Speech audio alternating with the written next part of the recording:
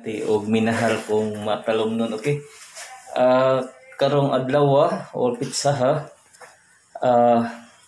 October 23 guys, moabot na si Bagyong Christine diri sa Pilipinas, kung diin akusog ang hangin ug ang tubig, kusog mag-uwan niya. I hope nga kanang naa sa baybayon nga moabot ang dagat o kanang naa sa mga suba, mukuan na ta mo bakwit kay di ta kahibaw kung unsay dagan sa Bagyong Christine nga moabot ron hantod ug mapuhon sa hapon. I hope nga tanang taga-Matalom nga way kakulian or mahitabo nga daotan nya mo bakwit na katong naa sa dool sa tubig. I hope nga mobalhin na ta or asa ta mo nga aksepti tang tanan diri sa lungsod sa Matalom. Okay.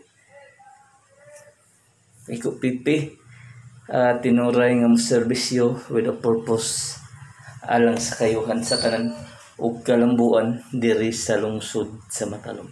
Sa mga negosyante diay nga ganahan magnegosyo diri sa lungsod sa Matalom guys, welcome mong tanan nga mo invest og business diri sa mong lungsod.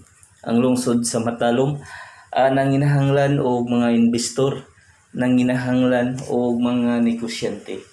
I hope karong 2025 nga daghang musuway sa pagnegosyo diri sa lungsod sa Matalom.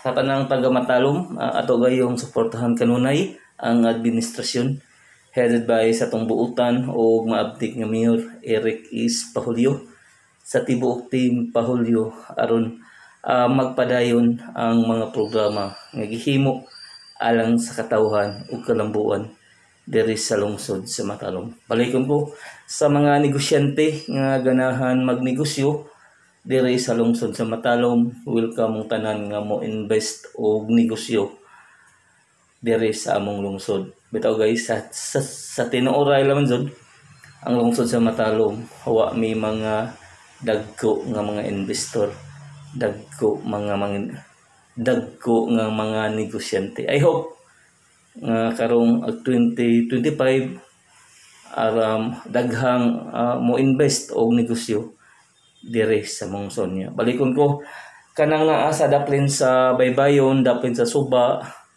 daplin sa sapa nga mobakwit ta daan before sa Bagyong Christine nga moabot na diri sa lungsod sa Matalom guys.